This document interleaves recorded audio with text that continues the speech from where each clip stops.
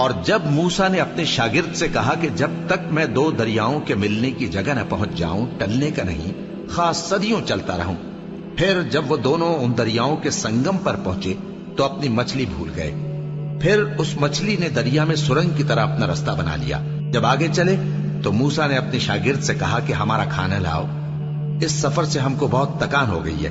اس نے کہا کہ بھلا آپ نے دیکھا کہ جب ہم نے اس چٹان کے پاس آرام کیا تھا تو میں مچھلی وہیں بھول گیا، اور مجھے آپ سے اس کا ذکر کرنا شیطان نے بھلا دیا، اور اس مچھلی نے عجیب طرح سے دریا میں اپنا رستہ بنایا۔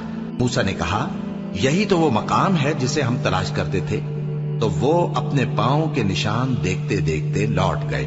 وہاں انہوں نے ہمارے بندوں میں سے ایک بندہ دیکھا جس کو ہم نے اپنے ہاتھ سے رحمت خاص سے نوازا تھا اور اپنے پاس سے ایک خاص علم بخشا تھا۔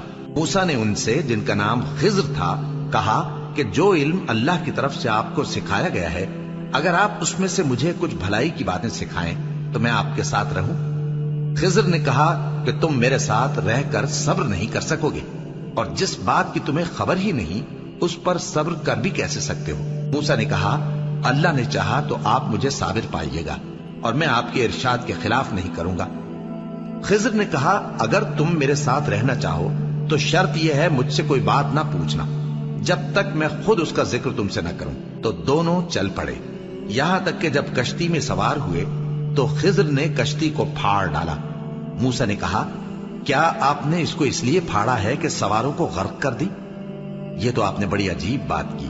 خضر نے کہا کیا میں نے نہیں کہا تھا کہ تم میرے ساتھ صبر نہ کر سکو گے؟ موسیٰ نے کہا کہ جو بھول مجھ سے ہوئی اس پر مواخذہ نہ کیجیے اور میرے معاملے میں مجھ پر مشکل نہ ڈالیے۔ پھر دونوں چلے، یہاں تک کہ رستے میں ایک لڑکا ملا تو خضر نے اسے مار ڈالا۔ موسیٰ نے کہا کہ آپ نے ایک بے گناہ شخص کو ناحق بغیر قصاص کے مار ڈالا، یہ تو آپ نے بری بات کی۔ خضر نے کہا کیا میں نے نہیں کہا تھا کہ تم سے میرے ساتھ صبر نہیں ہو سکے گا؟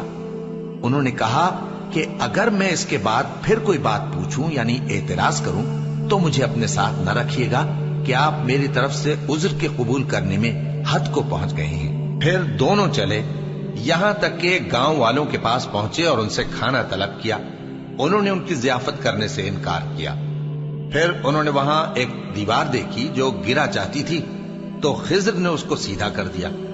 موسیٰ نے کہا کہ اگر آپ چاہتے تو ان سے اس کا معاوضہ لے لیتے تاکہ کھانے کا کام چلتا۔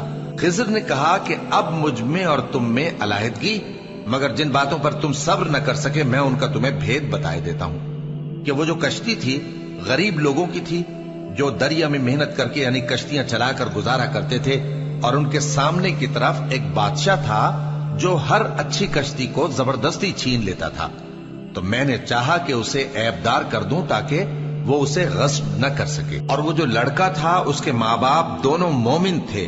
ہمیں اندیشہ ہوا کہ وہ بڑا ہو کر بد کردار ہوگا تو کہیں ان کو سرکشی اور کفر میں نہ پھنسا دے، تو ہم نے چاہا کہ ان کا پروردگار اس کی جگہ ان کو اور بچہ عطا فرمائے جو اخلاقی پاکیزگی میں بہتر اور محبت میں زیادہ قریب ہو۔ اور وہ جو دیوار تھی سو 2 یتیم لڑکوں کی تھی جو شہر میں رہتے تھے، اور اس کے نیچے ان کا خزانہ دفن تھا، اور ان کا باپ ایک نیک آدمی تھا۔ تو تمہارے پروردگار نے چاہا کہ وہ اپنی جوانی کو پہنچ جائیں اور پھر اپنا خزانہ نکالے۔ یہ تمہارے پروردگار کی مہربانی ہے، اور یہ کام میں نے اپنی طرف سے نہیں کیے، یہ ان باتوں کی حقیقت ہے جن پر تم صبر نہ کر سکے۔